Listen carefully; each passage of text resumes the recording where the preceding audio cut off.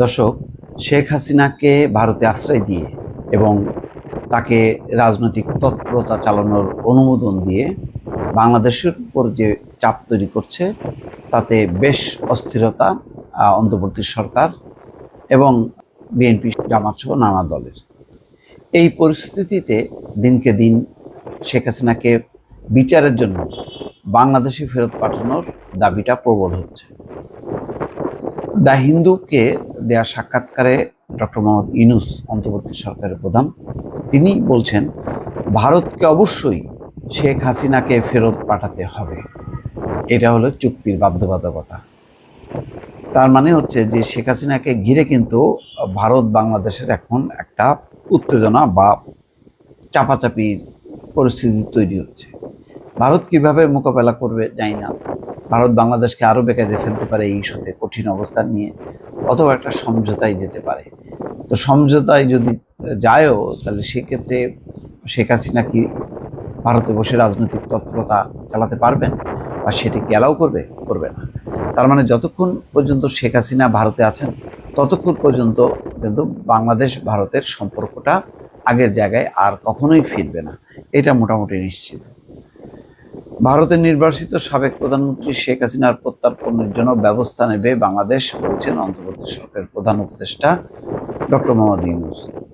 ভারতীয় সংবাদ মাধ্যম দ্য হিন্দুকে দেওয়া সাক্ষাৎকারে তিনি এই কথা বলেন।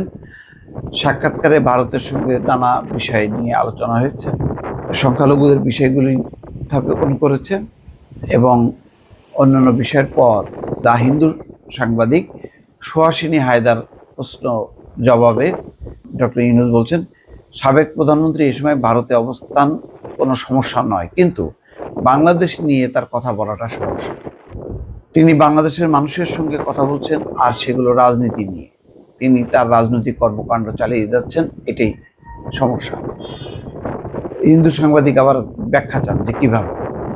ডক্টর ইউনূস বলছেন যে তিনি মানুষকে ঘর থেকে বেরিয়ে আসতে বলছেন, ঢাকা এবং অন্যান্য শহরের রাস্তায় নেমে বিক্ষোভ করতে বলছেন, তার অডিও ছড়িয়ে পড়েছে। সেখানে তিনি মানুষজনকে যুক্তরাষ্ট্রের নবনির্বাচিত প্রেসিডেন্ট ডোনাল্ড ট্রাম্পের ছবি সঙ্গে রাখতে বলছেন, যেন পুলিশ বাধা দিলে তারা বলতে পারেন বাংলাদেশ সরকার যুক্তরাষ্ট্রের বিরুদ্ধে। এটি অন্য দেশের আভ্যন্তরীণ এবং বাহ্যিক বিষয়ে হস্তক্ষেপ। তাকে দেশে ফিরিয়ে আনতে আপনার সরকার কি করছে? ইন্টারপোলের সঙ্গে যোগাযোগ করছে নাকি? ভারতের কাছে কি সরাসরি কোনো অনুরোধ করা হবে কিনা? এই ক্ষেত্রে দ্বিপাক্ষিক ব্যবস্থা কি? সুহাসিনীর এমন প্রশ্নের জবাবে বলছেন, তাকে ফিরিয়ে আনতে আমরা সব আইনি পথ অবলম্বন করব। হিন্দু সাংবাদিকের প্রশ্ন, প্রকৃতপক্ষে এখনো আপনার সরকার তার প্রত্যার্পণের অনুরোধ জানায়নি। দুই দেশের মধ্যে প্রত্যার্পণ চুক্তি রয়েছে।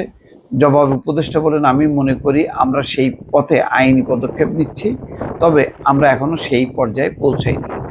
তো বোঝাই যাচ্ছে যে সরকারও পাল্টা একটা চাপ দিতে চায়। যদি শেখ হাসিনাকে তারা রাখতেই চায়, তাহলে শেখ হাসিনার যাতে কোনো রকম কার্যক্রম যাতে না চলে বাংলাদেশে, তার প্রভাব যেন না পড়ে, সেটা নিশ্চিত হতে চান। আর যদি সেটা চলতে থাকে, বর্তমানে যেমন প্রতিদিনই প্রায় ভাইরাল হচ্ছে শেখ হাসিনার বক্তব্য, তাহলে বাংলাদেশ সরকার সরাসরি বা শেখ হাসিনাকে বাংলাদেশে ফেরত